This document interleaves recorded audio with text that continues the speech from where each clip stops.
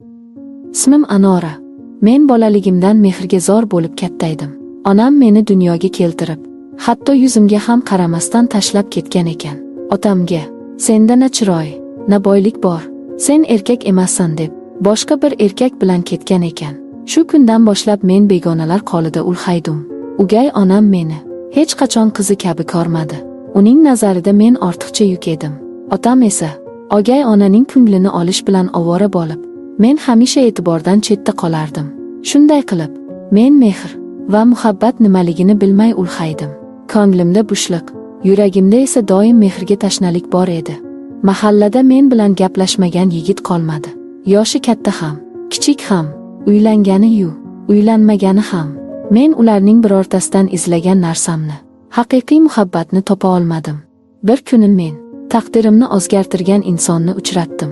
Uning ismi Sarvar. U boshqalardan farqli edi. So'zlarida samimiyat, ko'zlarida ishonch, yuragida sevgi bor edi. U meni yurakdan sevdi. Men ham unga borimni berdim.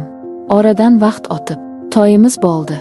To'y dabdabali bo'lmadi, lekin men uchun eng baxtli kunim bo'ldi. Chunki men nihoyat baxtimni topdim deb o'ylagandim. Ammo haqiqiy dahshat to'ydan keyin boshlandi. Sarvarning uyiga kelin bo'lib kirganimda, ko'z oldim qorong'ulashib ketdi. Uning akasini ko'rib qotib qoldim. U mening o'tmishim edi.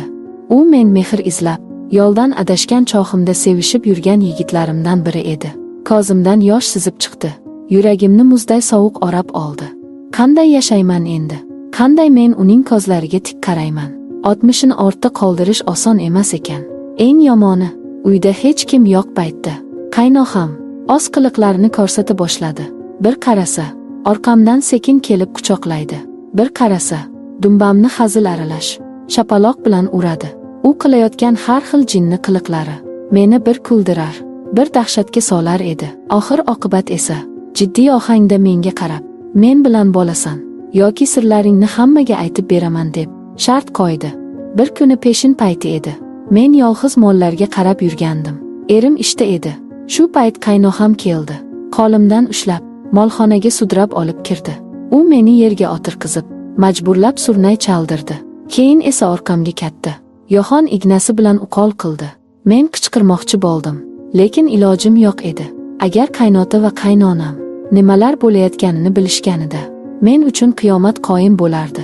Shundan keyin qaynoham bu ishni odat qilib oldi. Har kuni molxona, surnay va yo'g'on ignasi bilan uqol qiladi. Men esa nima deyishni bilmay hayratdaman.